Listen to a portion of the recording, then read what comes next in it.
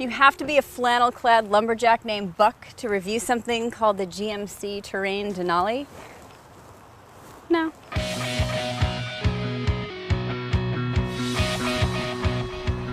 This second-generation Terrain is entirely reimagined, starting with an all-4-cylinder engine lineup. Bye-bye 3.6-liter V6. Both the 1.5 and optional 2-liter turbocharged 4-cylinder engines come standard with GMC's 9-speed automatic transmission. There's also a 1.6-liter turbo diesel hitched to a 6-speed auto. The Denali has the beefier 2.0-liter engine, and it's really quick to the tune of 252 horsepower and 260 pound-feet of torque. Even up steep hills, the Terrain accelerates when I want it to with minimal turbo lag. Gutsy. I've actually driven the SLE Model 2, and while it's not as exciting as the larger displacement engine, it's a genuinely fun driving experience, even on its high-volume 17-inch tires and with front-wheel drive. The 1.6-liter turbo diesel gets you even less power, with 137 horses and 240 pound-feet of torque. But the 38-mile-per-gallon dividend might be worth it. Major pet peeve, GMC does not allow people to shut off the automatic start-stop feature. Ooh. The steering has a nice touch. It's responsive and surprisingly sporty feeling. But the all-new architecture it rides on might be the most impressive thing on this Terrain redo. It's 3 inches shorter and has a 34% stiffer structure compared to the outgoing model. What that means for the driver is better ride quality, improved handling, better maneuverability, especially on winding mountain roads, and significantly less body roll mid-turn. I think Buck, were he here, would agree that they were successful.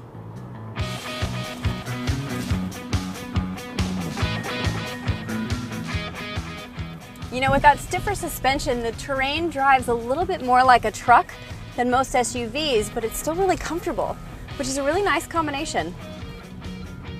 I almost feel like I'm off-roading. It's kind of fun.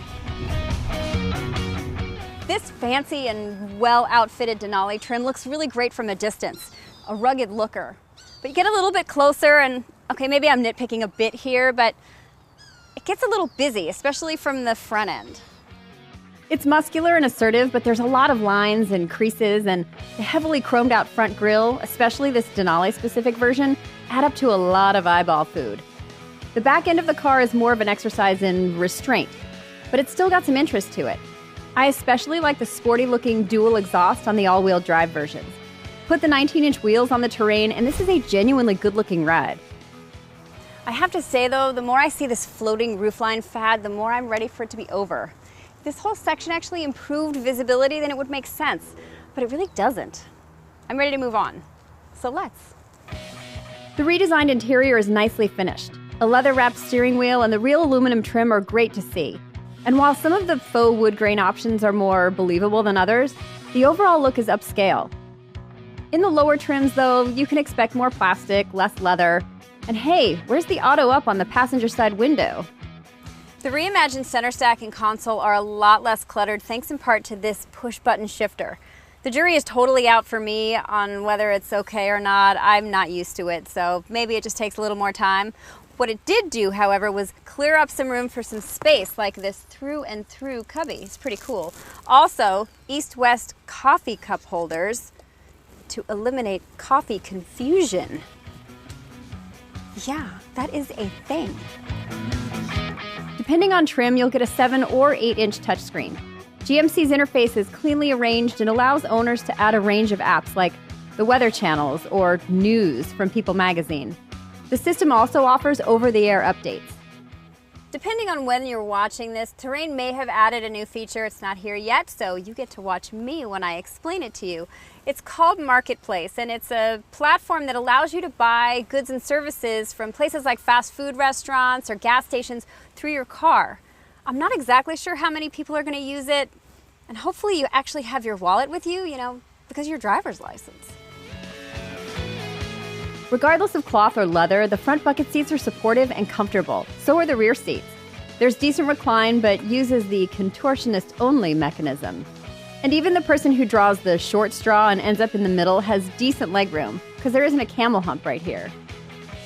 Cargo space is mid-pack among its myriad competitors, including the larger capacity CR-V and the less capacious Jeep Cherokee. Also, there's the Chevy Equinox, the Ford Escape, Mazda's CX-5, the Kia Sportage, Subaru's Forester. I've got to stop there because we're all getting old. The rear seats go down super easy and nice and flat. And there's really nice trunk space under here, right above the spare. But proceed with caution, because this thing bit me and drew blood. It's sharp. The base level SL Terrain starts just under $26,000, including destination, and gets you a leather-wrapped steering wheel, a built-in 4G LTE Wi-Fi hotspot, hill descent control, and rear seat reminders so you don't leave anything important in the car. The Denali's base price is just under $40,000, destination charge included, and that gets you rear parking assist, that 360 camera, which is amazing, navigation, LED headlamps, and a Bose audio system. This tester, with added goodies like Skyscape sunroof and advanced safety and comfort packages, comes with a price tag that's around $4,500 higher.